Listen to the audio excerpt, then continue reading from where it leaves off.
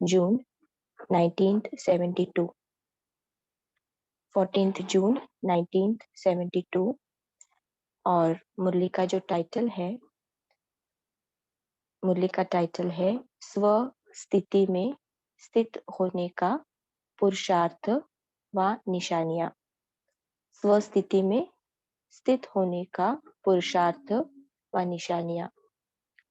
तो इस वाणी में खास बाबा ने हम आत्माओं के लिए अपने आदि और अनादि स्थिति में स्थित होने के लिए हम आत्माओं के लिए कुछ डायरेक्शन शिक्षाएं दी है। बाबा ने कुछ पुरुषार्थ कहे हैं, जिस पुरुषार्थ को करने से हम सहज ही अपने इस स्व स्थिति में टिक पाएंगे। आत्मा का जो सत्य स्वरूप है निराकार बिंदु स्वरूप, और फिर जो आत्मा सर्वगुण संपन्न होकर इस साकार सृष्टि में आदि में पाठ बजाने आती है। तो इसके लिए जो पुरुषार्थ के कुछ बातें हैं, खास 4 बातें बाबा ने इस वाणी में कही है। और फिर बाबा ने ये भी कहा है कि ये इस पुरुषार्थ को करने से हम आत्माओं में वो स्व स्थिति में स्थित होकर पाठ बजाने का किस रीति से हम एक्चुअली प्रैक्टिकल में कर पाएंगे। तो इसकी निशानियां क्या है, जिसको देखकर हम परख सकते हैं कि हाँ, मैं आत्मा अपने स्व स्थिति में स्थित पाठ बजा रही हूँ।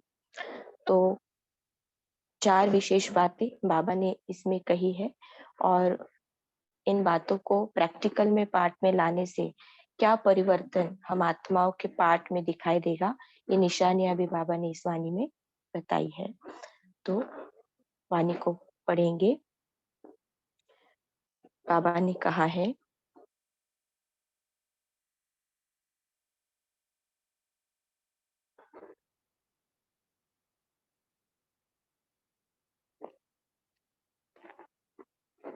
बाबा ने कहा है, अपने आदि और अनादि स्व स्थिति को जानते हो। सदा अपनी स्व स्थिति में स्थित रहने का अटेंशन रहता है। जो स्व स्थिति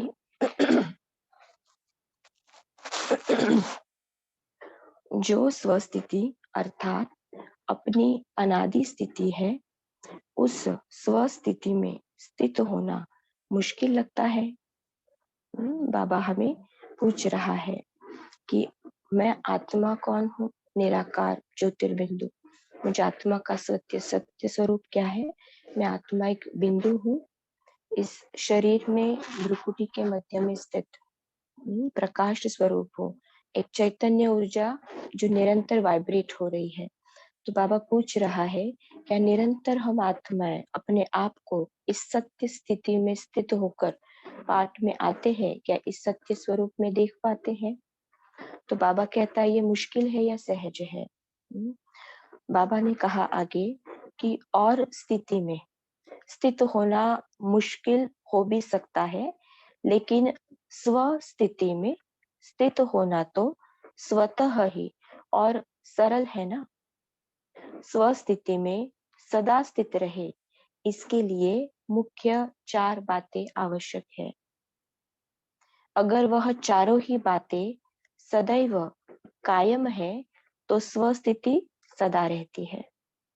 तो 4 बातों पे खास अटेंशन देंगे तो निरंतर हम आत्माएं अपने आप को आत्मा समझते हुए पाठ में आ सकते हैं। तो अगर चारों में से कोई की भी कमी है तो स्व स्थिति में भी कम स्थित हो सकता है।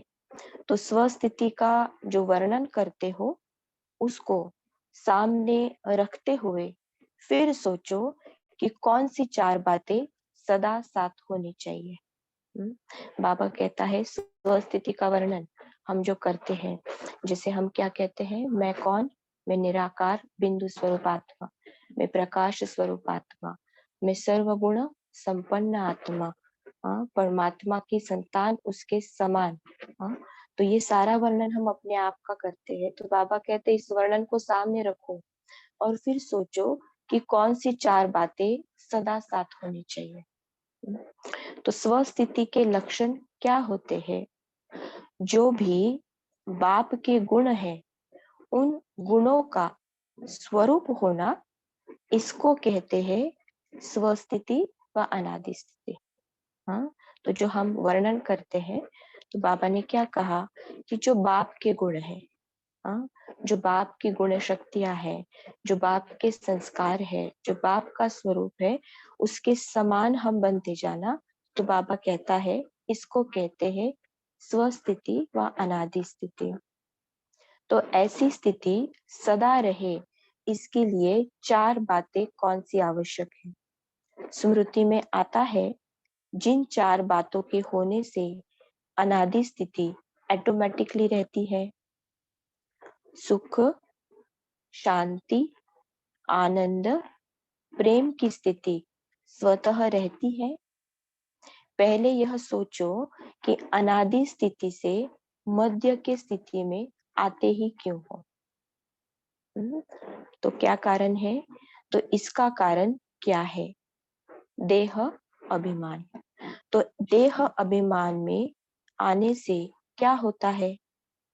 देह अभिमान में आने के कारण क्या होते हैं? तो बाबा क्या कह रहा है कि हम आत्माओं की आदि अनादि स्थिति क्या है? सर्वश्रेष्ठ, बाप समान, सर्वगुण संपन्नों से हम आत्माएं भरपूर है। लेकिन उस स्थिति से हम आत्माएं मध्य की स्थिति में आते क्यों है? तो क्या कारण है? देह अभिमान। तो बाबा आगे क्या कहता है? परिस्थिति सहज और स्वस्थिति मुश्किल क्यों लगती है? अब हम आत्माएं देह अभिमान में आते हैं, तो देह अभिमान का कारण भी क्या है? क्योंकि जो भी पार्ट हम आत्माएं बजा रहे हैं, उस पार्ट के साथ हम अटैच हो जाते हैं। उस पार्ट में जो भी परिस्थितियां आ रही है, उन परिस्थितियों के साथ हम अटैच्ड हो जाते हैं। तो उन परिस्थितियों का प्रभाव हमारे ऊपर पड़ता है। फिर वो परिस्थिति बहुत अच्छी हो या वो परिस्थिति बहुत बुरी हो, लेकिन जब हम उसके अटैचमेंट में हैं, तो उसके प्रभाव के कारण देह अभिमान, देह भान हमें खींचता है, तो हम अपने उस श्रेष्ठता में रहकर पाठ नहीं बजा पाते। तो बाबा क्या कहता है कि परिस्थिति सहज और स्वस्थिति मुश्किल क्यों लगती है? देह भी तो स्व से अलग है ना। हाँ, तो जिस देह के आधार से हम आत्माएं पाठ बजा रहे हैं, उससे भी तो हम न्यारे, हाँ, अपने अनादि स्वरूप में स्थित होकर पाठ बजाना हमें है। तो बाबा कहता है देह भी तो स्व से अलग है ना। तो देह में सहज स्थित हो जाते हो और स्व में स्थित नहीं होते हो। कारण वैसे भी देखो तो सदा सुख व शांतिमय जीवन तब बन सकती है जब जीवन में चार बातें हो। वह चार बातें हैं हेल्थ, वेल्थ, हैप्पी और होली। तो बाबा ने जो ऊपर हमें चार बातें बताई थी, सुख, शांति, आनंद, प्रेम, इन चारों ही गुणों में जो बाबा इसका अनंत सागर है, तो इन गुणों के समान जितना जितना हम आत्माएं बनते जाएंगे, तो क्या हो जाएगा? हम सहज ही अपने आदि अनादि स्वरूप में स्थित होकर पाठ बजा सकते हैं। और फिर प्रैक्टिकल जीवन में इन चार ही बातों का आधार, यहाँ पर बाबा क्या कह रहा है? बाबा ने कहा कि हेल्थ, वेल्थ, हैप्पी और होली, अगर यह चार बातें सदा कायम रहे, तो दुख और अशांति कभी भी जीवन में अनुभव न करें। प्रैक्टिकल लाइफ में हम देखते हैं ना कि अच्छी हेल्थ हो, धन संपदा भी अच्छी हो, तो इससे क्या हो जाता है? मैं आत्मा स्वयं ही खुश, संबंध संपर्क मेरे अच्छे हो, तो मेरा जीवन कैसे हो जाता है? सुख शांति में।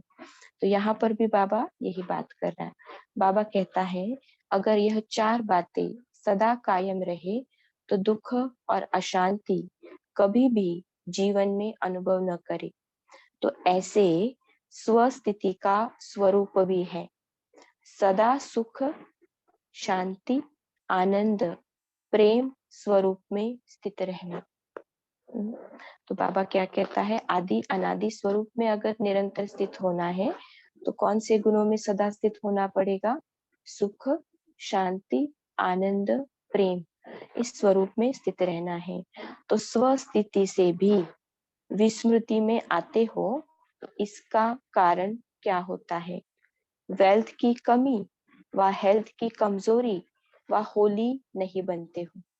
इसके साथ साथ हैप्पी अर्थात हर्षित नहीं रह सकते हो। तो हेल्दी नहीं रहते, वेल्दी नहीं रहते, है ना। तो ये हेल्थ और वेल्थ कौन सी है? तो बाबा इसको समझा रहा है। बाबा ने कहा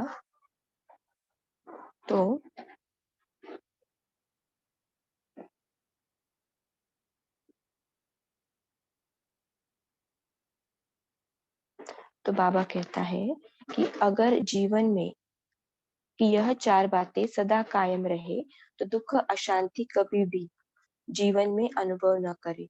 तो ऐसी स्वस्थिति का स्वरूप भी है सदा सुख शांति आनंद प्रेम स्वरूप में स्थित रहना। तो स्वस्थिति से भी विस्मृत में आते हो, इसका कारण क्या होता है? वेल्थ की कमी व हेल्थ की कमजोरी व होली नहीं बनते हो। इसके साथ साथ हैप्पी अर्थात हर्षित नहीं रह सकते हो। तो हेल्थ वेल्थ कौन सी है? आत्मा सदा निरोगी रहे। हाँ, तो अभी वेल्थ कौन सी है? बाबा कहता है आत्मा सदा निरोगी रहे, माया की कोई भी व्याधि आत्मा पर असर ना करे, इसको कहा जाता है हेल्दी। तो हेल्दी माना क्या है? आत्मा का सदा शक्तिशाली स्थिति में रहना।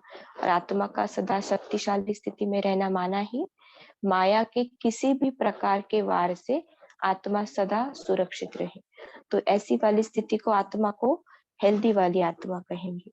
फिर बाबा कहता है और फिर वेल्दी भी हो, अर्थात जो खजाना मिलता रहता है, वह जो सर्व शक्तियां बाप द्वारा वर्षे में प्राप्त हुए हैं, उस प्राप्त हुए ज्ञान खजाने को व सर्व शक्तियों के खजाने को सदा कायम रखो।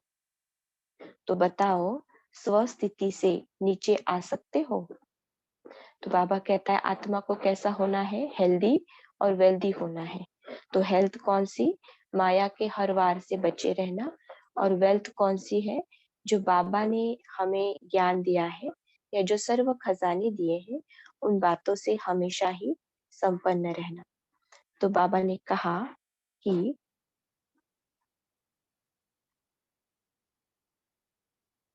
इतना ही फिर होली। तो जितना हेल्दी और वेल्दी रहेंगे उतना ही क्या होना है? होली रहना है। होली माना बाबा एक्सप्लेन करता है संकल्प स्वप्न में भी कोई अपवित्रता ना हो। तो हेल्दी वेल्दी की बात कही, अभी बाबा होली की बात कहता है। होली किस स्वरूप में? बाबा ने कहा संकल्प स्वप्न में भी कोई अपवित्रता ना हो, तो स्वस्थिति स्वतः ही हो जाएगी। तो इन चार बातों की कमी होने के कारण स्वस्थिति में सदा नहीं रह सकते हो। हाँ, तो हेल्दी वेल्दी होली और हैप्पी। हाँ, और इसका कनेक्शन बाबा ने किसके साथ जोड़ा है? सुख शांति आनंद और प्रेम। तो इन चार मुख्य बातों का, ये चार मुख्य बातें आधार है हम आत्माओं को सहज और सरल रीति से अपने स्व स्थिति में निरंतर सदा टिकने का। तो बाबा कहता है इन चार बातों की कमी होने के कारण स्व स्थिति में सदा नहीं रह सकते हो। यह चार बातें चेक करो। हेल्दी और वेल्दी कहाँ तक बने हैं? हेल्दी वेल्दी और होली, यह तीनों ही बातें हैं तो हैप्पी ऑटोमेटिकली होंगे। तो इन चार बातों का सदा ध्यान में रखो। वैसे भी रोगी कभी अपने को सुखी नहीं समझते। रोगी होने के कारण दुख की लहर न चाहते हुए भी उठती रहती है। तो यहाँ भी हम्म, तो यहाँ भी सदा हेल्दी नहीं है, तब दुख की व अशांति की लहर उत्पन्न होती है। तो यह चारों ही बातें सदा कायम रहे, इसका कौन सा पुरुषार्थ है जो यह कब भी गायब न हो? हाँ, तो बाबा ने पहले तो आदि अनादि स्थिति में स्थित होने के लिए चार बातें कही। अब इन चार बातों के लिए कौन सा पुरुषार्थ चाहिए, ये बाबा आगे समझा रहे हैं। तो बाबा ने कहा कि यह चार बातें सदा कायम रहे, इसका कौन सा पुरुषार्थ है जो यह कब भी गायब न हो। इसके लिए सहज पुरुषार्थ सुनाओ जो सभी कर सके। जरा भी मुश्किल बात होती है तो कर नहीं पाते हो, सहज चाहते हो ना। तो क्योंकि आत्मा में आदि देवता धर्म के संस्कार होने के कारण आधा कल्प बहुत सहज सुखों में रहते हो, कोई मेहनत नहीं करते हो, तो वह आधे कल्प के संस्कार आत्मा में होने के कारण अभी कोई मुश्किल बात होती है तो वह कर नहीं पाते हो। देखो बाबा कहता है हमें पुरुषार्थ भी सहज क्यों चाहिए, क्योंकि हम जो देवी देवता कुल की आत्माएं हैं उनका संस्कार क्या है, सारी बातें सहज सहज सुखों में हमने आधा कल्प जीवन जिया है। तो बाबा कहता है इस समय जब पुरुषार्थ भी करना है तो उस संस्कार के कारण हम कैसा पुरुषार्थ चाहते हैं, सहज पुरुषार्थ चाहते हैं। तो बाबा ने कहा कि सदा सहज की इच्छा रहती है, तो वह सहज पुरुषार्थ कौन सा है। याद भी सहज कैसे हो, याद सहज और सदा रहे और हेल्दी वेल्दी हैप्पी होली भी कायम रहे, इसका पुरुषार्थ सुनाओ। चारों ही बातें साथ साथ रहे। तो बाबा अभी पुरुषार्थ बताएंगे। तो बाबा ने कहा जैसे आप भी निराकार और साकार दोनों रूप में हो ना, तो निराकार आत्मा और साकार शरीर दोनों के संबंध से हर कार्य कर सकते हो। तो अगर दोनों का संबंध ना हो तो कोई भी कार्य नहीं कर सकते, है ना। माना आत्मा बिना शरीर कुछ नहीं कर पाएगी और सिर्फ शरीर है तो बिना आत्मा के शरीर भी कुछ नहीं कर पाएगा, तो दोनों साथ साथ चाहिए। तो बाबा कहे अगर दोनों का संबंध ना हो तो कोई भी कार्य नहीं कर सकते। ऐसे ही निराकार और साकार बाप दोनों का साथ व सामने रखते हुए हर कर्म व हर संकल्प करो तो यह चार बातें ऑटोमेटिकली आ जाएंगी। तो चार बातें बताई और चार बातों का पुरुषार्थ करना है। तो उसके लिए क्या विधि है, बाबा ने कहा निराकार और साकार दोनों को सम्मुख रखो, साथ में रखो और फिर कार्य में आओ और फिर संकल्प भी करो।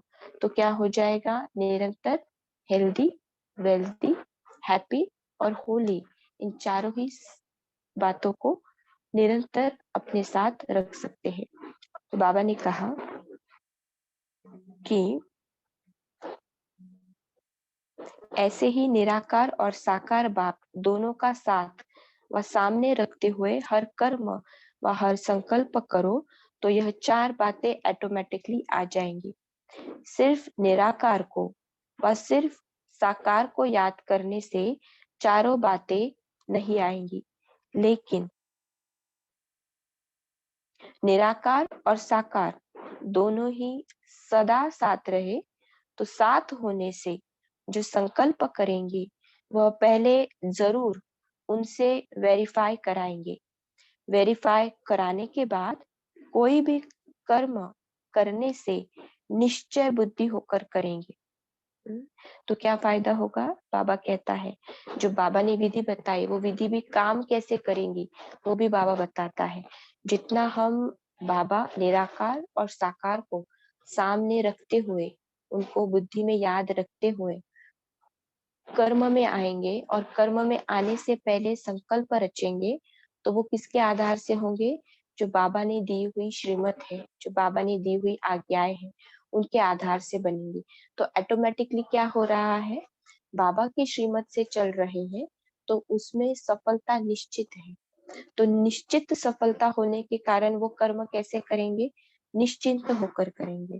तो इसीलिए बाबा क्या कहता है कि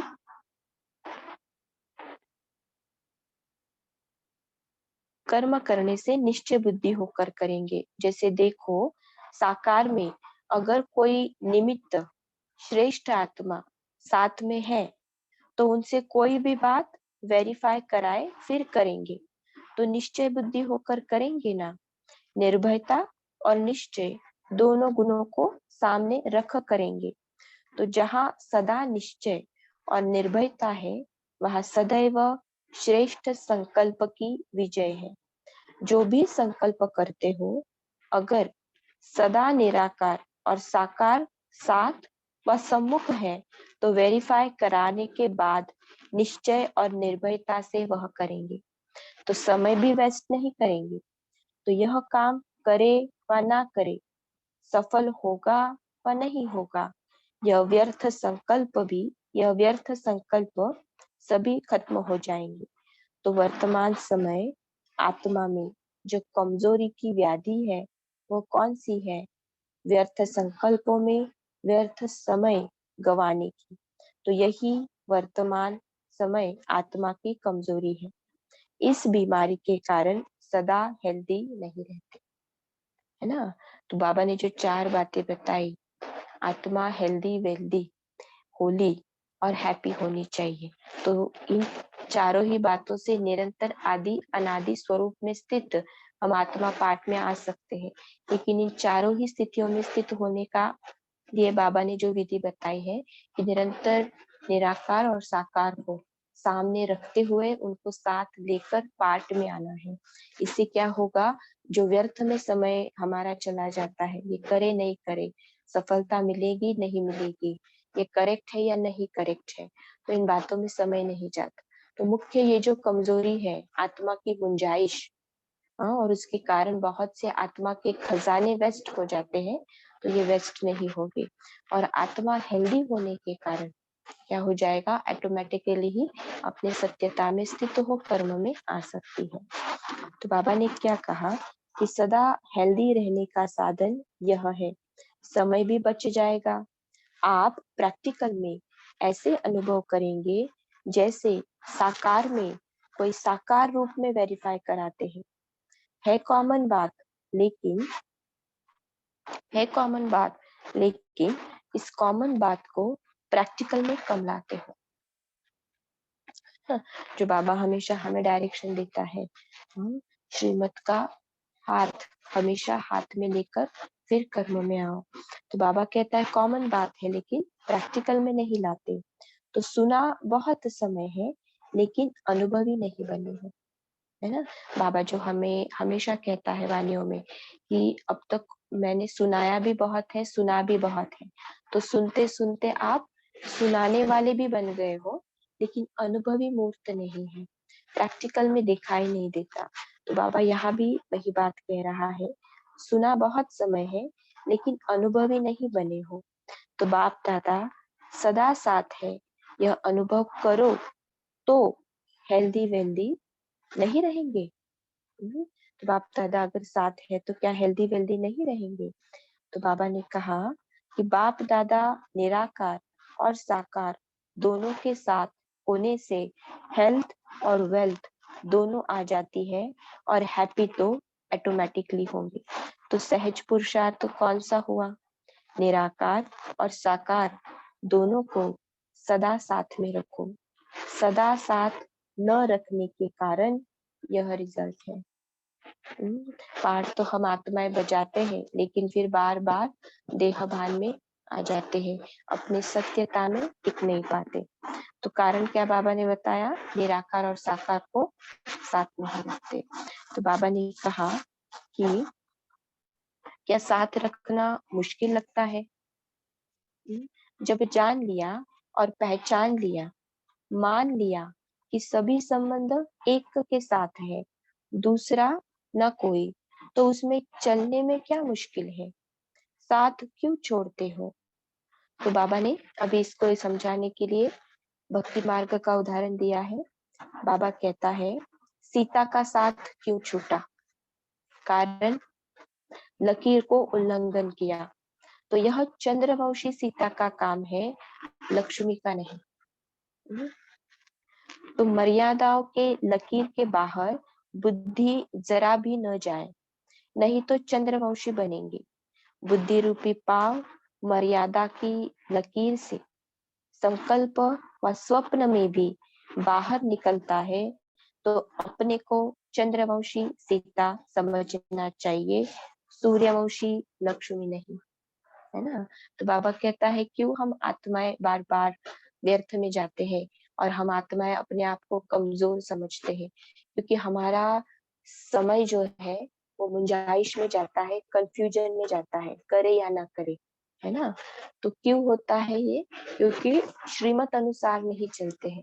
वहां पर बहुत बार अपनी मत, परमत या परिस्थितियों का प्रभाव हमारे ऊपर पड़ता है। और ये क्यों होता है? क्योंकि जो बाबा ने मर्यादाएं बताई है, जो नियम बता के रखे हैं, जो श्रीमत बता के रखी है, उसके अकॉर्डिंग ना चलते हुए उसके विपरीत चलते हैं। तो बाबा ने क्या कहा, जैसे कि सीता बनते हो, है ना। सीता माना जिसने लकीरों का उल्लंघन किया। तो बाबा ने क्या कहा, बाबा कहते हैं कि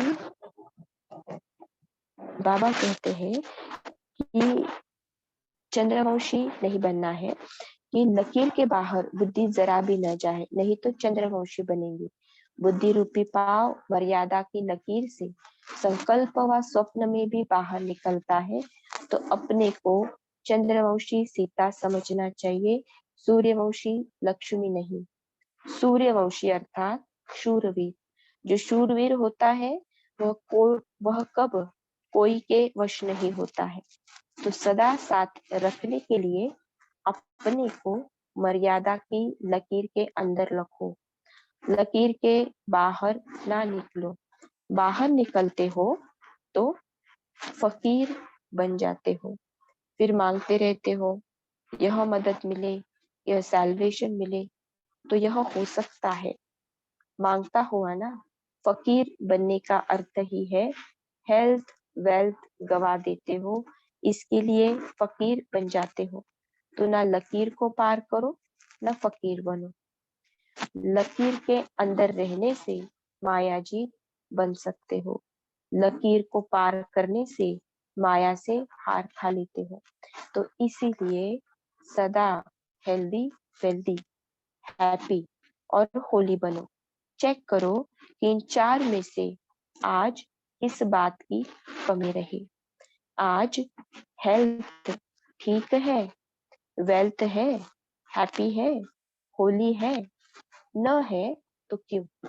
हाँ, तो बाबा कहता है दिन भर भी जितना हम पाठ में आते हैं, तो बार बार बीच में अपने आप को रोक कर चेक करो कि क्या मुझ आत्मा की स्थिति इन चारों ही जो बातें बाबा ने बताई है, इन चारों ही बातों के अकॉर्डिंग चल रही है। हाँ, जो बाबा ने क्राइटेरिया बताया है, क्या मैं आत्मा की स्थिति इस समय इस चारों ही बातों में स्थित है? तो बाबा कहता है कि नहीं है तो क्यों? उसका कारण भी ढूंढो और उसका निवारण करो। तो उस रोग को जानकर फौरन ही उसकी दवाई करो। और तो सभी प्रकार की दवाई मिल चुकी है, सभी प्राप्तियां है, तो सभी प्राप्ति होते भी समय पर क्यों नहीं कर पाते हो? समय के बाद स्मृति में क्यों आते हो? यह कमजोरी है।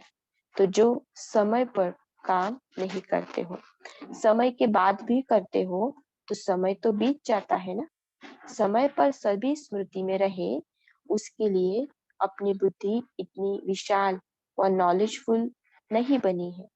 तो फिर कोई सहारा चाहता है, वह सहारा सदा साथ रखो, तो कब हार नहीं होगी। तो कब भी अपने को रोगी ना बनाना। जरा भी किसी प्रकार का रोग प्रवेश हो गया, तो एक व्याधि फिर अनेक व्याधियों को लाती है। एक को ही खत्म कर दिया तो अनेक आएगी ही नहीं। एक में अलबेले रहते हो, हल्की बात समझते हो, लेकिन वर्तमान समय के प्रमाण हल्की व्याधि भी बड़ी व्याधि है। इसके लिए हल्के को भी बड़ा समझ वहां ही खत्म कर दो, तो आत्मा कब निर्बल नहीं होगी, हेल्दी रहेगी, है ना। जो पुरुषार्थ करते करते हम आत्माएं बहुत बार अपनी मनमत वहां पर डाल देते हैं कि इतना तो चलता है ना, इतना किया तो क्या हुआ, है ना। तो जो छोटी छोटी बातें भी हम हल्के में लेते हैं, बाबा कहता है नहीं, ये भी क्या है, बड़ी व्याधि है। तो इसके लिए बाबा ने क्या कहा कि साकार में भी सदा साथ रहने के अनुभवी हो, अकेले रहना पसंद नहीं करते हो। तो जब संस्कार ही साथ रहने के हैं तो ऐसे साथ रखने में कमी क्यों करते हो? निवृत्ति मार्ग वाले क्यों बनते हो? जैसे वह निवृत्त मार्ग वाले प्राप्ति कुछ भी नहीं करते, ढूंढते ही रहते हैं, ऐसे ही ऐसी हालत हो जाती है, वैसे वास्तविक प्राप्ति को प्राप्त नहीं कर पाते हो। तो सदा साथ रखो, संबंध में रहो, परिवार की पालना में रहो। तो जो पालना के अंदर सदैव रहते हैं वह सदा निश्चित और हर्षित रहते हैं। पालना के बाहर क्यों निकलते हो? निवृत्ति में कब ना जाओ। तो साथ का अनुभव करने से स्वतः ही सर्व प्राप्ति हो जाएंगी। सन्यासियों को इतना ठोकते और स्व सन्यासी बन जाते हो। तो सन्यासियों को कहते हो ना, यह भिखारी है, इन मांगने वाले से हम अच्छे हैं। शुरू का गीत है ना, मेहतर उनसे बेहतर है। तो जिस समय आप लोग भी साथ छोड़ देते हो तो बाप दादा व परिवार को छोड़ आप भी साथ छोड़ देते हो। सॉरी। तो जिस समय आप लोग भी साथ छोड़ देते हो तो बाप दादा व परिवार को छोड़ आप भी कांटों के जंगल में चले जाते हो। जैसे वह जंगलों में ढूंढते रहते, वैसे माया के जंगलों से स्वयं ही साथ छोड़ो, फिर परेशान हो, ढूंढते हो कि कहीं सहारा मिल जाए। तो निवृत्त मार्ग वाले अकेले होने के कारण कब भी कर्म की सफलता नहीं पा सकते। जो भी कर्म करते उनकी सफलता मिलती है। तो जैसे उन्हों के कोई भी कर्म की सफलता नहीं मिलती, इसी प्रकार अगर आप भी साथ छोड़ अकेले निवृत्त मार्ग वाले बन जाते हो तो कर्म की सफलता नहीं होती है। फिर कहते हो सफलता कैसे हो? तो अकेले में उदास होते हो तो माया के दास बन जाते हो। तो न अकेले बनो, न उदास बनो, न माया के दास बनो। अच्छा, ओम शांति। तो यहाँ पर ये वाणी खत्म होती है। तो सार रूप में अगर हम इस वाणी को समझे तो बाबा ने हमें यही बताया है कि हम आत्माओं को निरंतर अपने आदि अनादि जो सर्वश्रेष्ठ स्थिति है हम आत्माओं की इस पूरे कल्प में, उस स्थिति में स्थित होकर हर एक पाठ में आना है। लेकिन इसका आधार क्या है? सुख, शांति, आनंद, प्रेम। ये जो बाबा के 4 गुण हैं, उनमें हमें अपने आप को समान बनाना है। और प्रैक्टिकल में इस बातों का आधार बाबा ने क्या कहा? हेल्दी, वेल्दी, होली और हैप्पी। तो हमें बार बार बीच बीच में रुककर चेक करना है क्या क्या हम आत्माएं इस स्थिति में है। और इसके लिए पुरुषार्थ बाबा ने क्या कहा? साकार को और निराकार को निरंतर साथ में रखना है। जो बाबा ने श्रीमत और मर्यादाएं दी है उन लकीरों को क्रॉस नहीं करना है, उसके बीच रहकर हम अपने आप को चलाएंगे तो क्या रहेंगी स्थिति? हेल्दी, हैप्पी और होली, वेल्दी रहेंगी। और फिर ऑटोमेटिकली ही हम क्या हो जाएंगे? बाबा ने कहा आदि अनादि स्वरूप में स्थित हो सकते हैं। अच्छा, ओम शांति। भी आप में से भी कोई भाई बहने आपका चिंतन शेयर कर सकते हैं।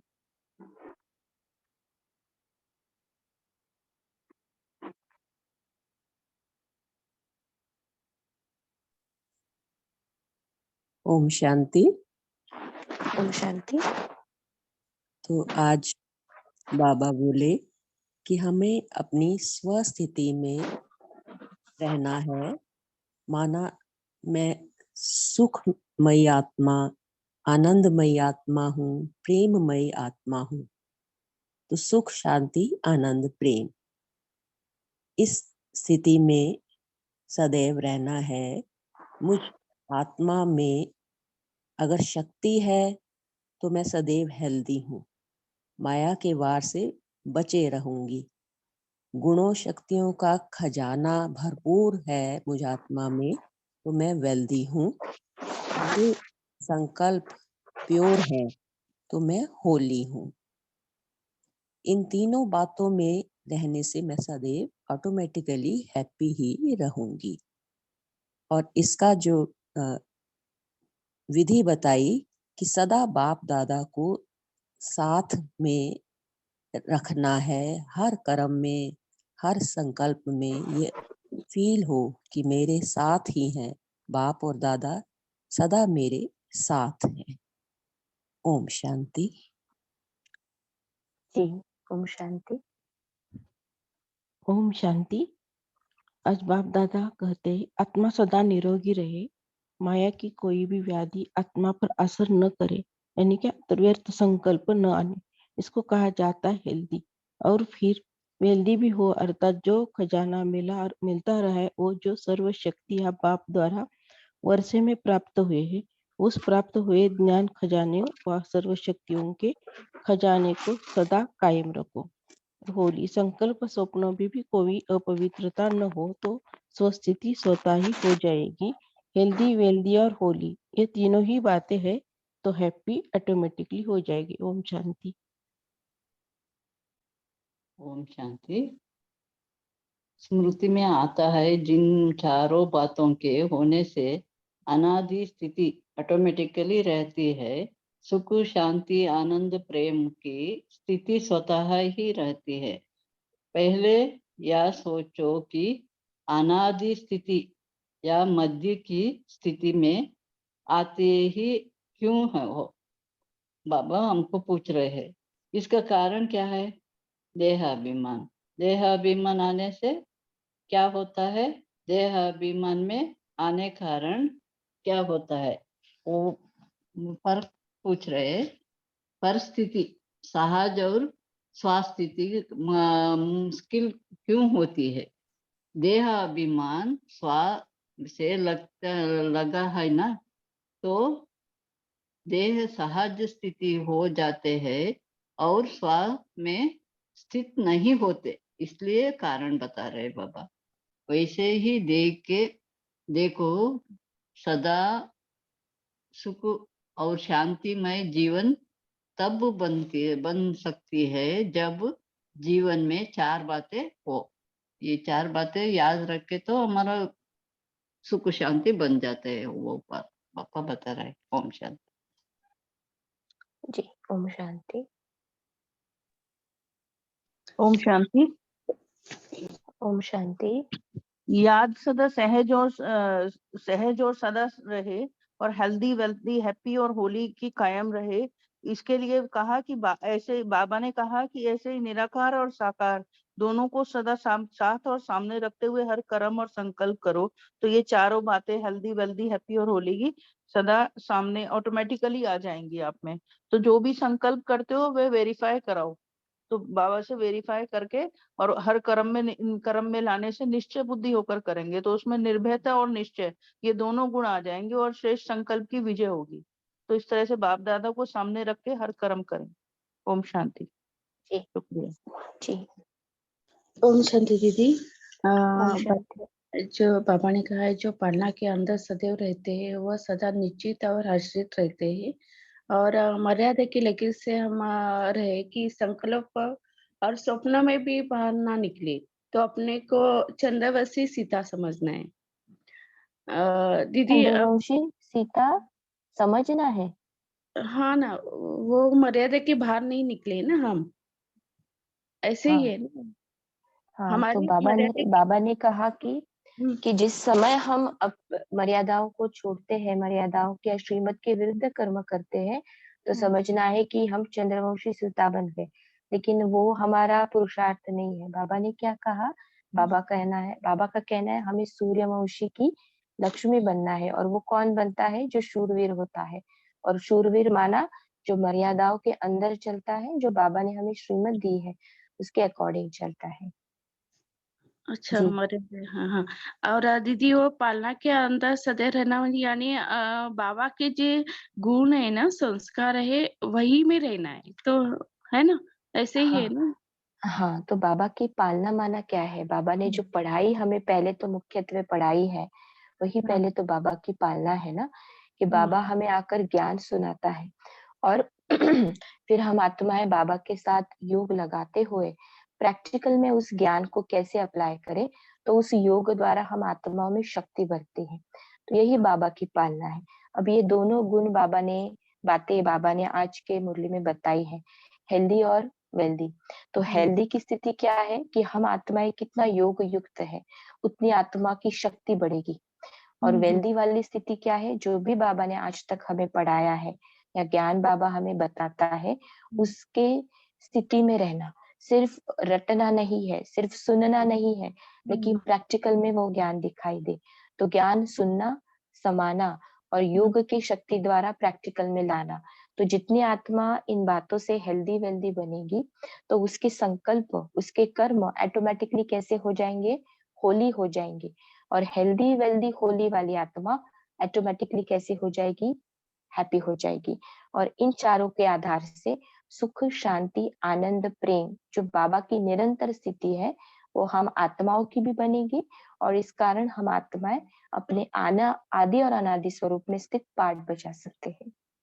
हाँ ठीक है दीदी, थैंक यू। ओम शांति। ओम शांति। बाबा ने बोला कि हेल्थ, वेल्थ, हैप्पी और होली, अगर ये चार बातें जीवन में रहे तो दुख और अशांति जीवन में कभी आ नहीं सकता। और सब स्थिति का स्वरूप बताया कि सुख, आनंद और शक्तियों में स्थित होना। बाबा चाहते हैं चेक करो, हेल्थ, वेल्थ, हैप्पी, होली है, अगर नहीं है तो उस रोग को जानकर फौरन ही उसकी दवाई करो। और बाप दादा को संग रखो, ना अकेले बनो, ना उदास बनो और ना माया के दास बनो। ओम जी शांति। जी, ओम शांति। ओम शांति दीदी। ओम शांति। हाँ, बाबा ने आज जो याद सहज और सदा रहे उसके लिए हेल्दी वेल्दी हैप्पी, इसका जो पुरुषार्थ है कायम रहे, इसके लिए बाबा ने कहा कि जैसे आप निराकार हो और साकार रूप में हो, निराकार आत्मा और साकार शरीर दोनों संबंधों से हम ये कार्य हर कर्म करते हैं, ऐसे निराकार और साकार बाबा को सामने रखेंगे, दोनों का साथ लेंगे और हर संकल्प और हर कर्म करेंगे तो ऑटोमेटिकली ये चार बातें जो हेल्दी वेल्दी हैप्पी और होली, ये बातें हमारे अंदर आ जाएगी। और जहाँ सदा निश्चय और निर्भयता है तो वहां बाबा ने कहा सदैव श्रेष्ठ संकल्प की विजय है। तो वर्तमान समय जो हमारे आत्मा के अंदर जो कमजोरी है, व्यर्थ संकल्पों का फ्लो बहुत है और उसके कारण बहुत समय गंवाते हैं, तो इसलिए आत्मा जल्दी महसूस नहीं करती है। तो जितना बाबा को, निराकार बाबा और साकार को साथ रखेंगे तो हम हैप्पी हेल्दी वेल्दी होली रहेंगे। ओम शांति जी।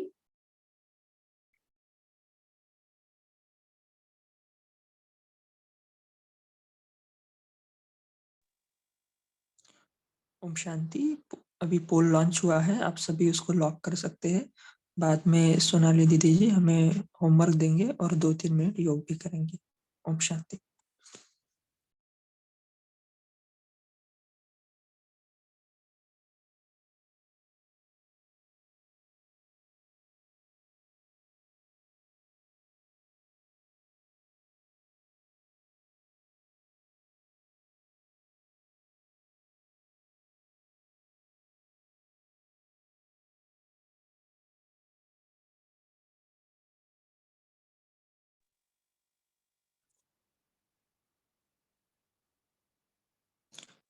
जी सोनाली दीदी जी, आप होमवर्क और योग करा सकते हो।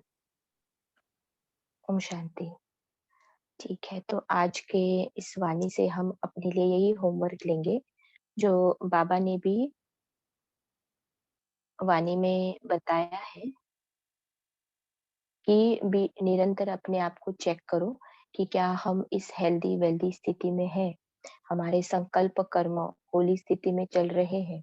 तो आज जितने भी बार हम दिन भर में ट्रैफिक कंट्रोल बीच बीच में करेंगे या फिर जो भी अपने समय से अपने रूटीन अनुसार बीच बीच में बैठकर लिख सकते हैं कि अब तक के समय में कितना मुझ आत्मा का ये वाला स्थिति रही कि कितनी में हेल्दी और वेल्दी, माना ही बाबा के साथ साथ योग युक्त रहकर मेरे हर संकल्प, बोल और कर्म श्रीमत अनुसार चले।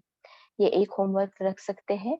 और फिर दूसरा जो बाबा ने आज कहा है आदि अनादि स्वरूप, तो हम आत्माएं निरंतर ये प्रैक्टिस कर सकते हैं कि मैं आत्मा दिन भर में कितनी बार अपने आप को अपने सत्य स्वरूप में देखो, प्रैक्टिकल में बुद्धि के नेत्र से अपने आप को के सत्य स्वरूप को विजुअलाइज करो। जैसे बाबा ने कल के साकार वाणी में भी कहा था, आना और जाना, है ना। तो बीच बीच में अपने अनादि स्वरूप में जाकर आना है कि मैं आत्मा निराकार प्रकृति से निकलकर परम धाम में गई, बाबा को टच किया, वापस नीचे आई। तो बीच बीच में बार बार 1-1, 2-2 सेकंड के लिए ये प्रैक्टिस दिन भर में करे। और रात को जब बाबा को चार्ट देंगे तो लिखना है कि बाबा आज मैंने दिन भर इतनी बार ये अभ्यास किया। और फिर उसके साथ बीच बीच में चेक भी करना है, हेल्दी, हैप्पी और वेल्दी की स्थिति कितने समय रही और इसके आधार से मैं कितना समय हैप्पी माना आनंद स्वरूप का मैंने अनुभव किया। ठीक है, अभी बाबा को 2 मिनट याद करेंगे।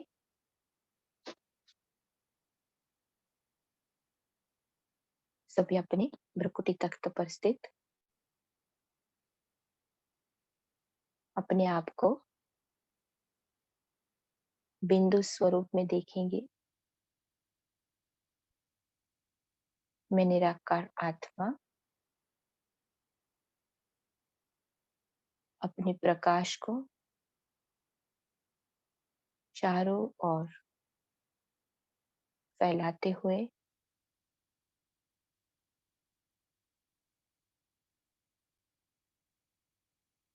अपने घर, अपने पिता के पास परम धाम में जा रही हूँ। देखेंगे निराकार बिंदु आत्मा अपने तेजस्वी प्रकाश को फैलाते हुए परम धाम में निराकार बिंदु बाबा के पास उसके समीप पहुंच गई है। बाबा की शांति, सुख, आनंद की किरणें मुझे आत्मा में समा रही है।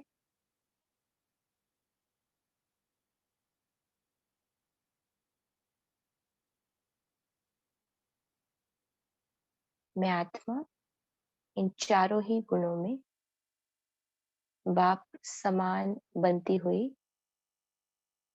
तेजस्वी,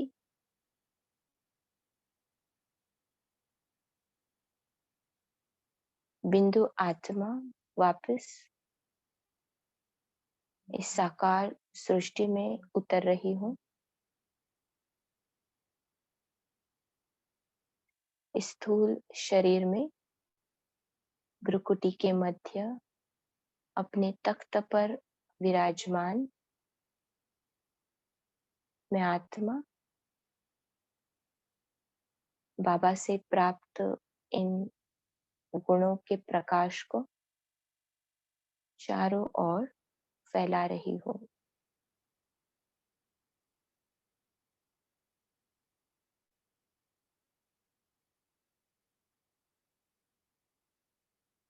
ओम शांति।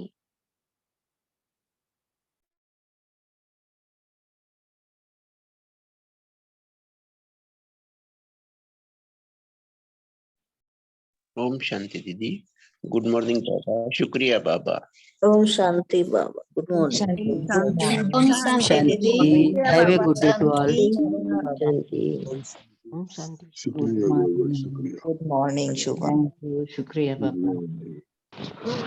ओम शांति। Good morning to all. ओम शांति। शुक्रिया।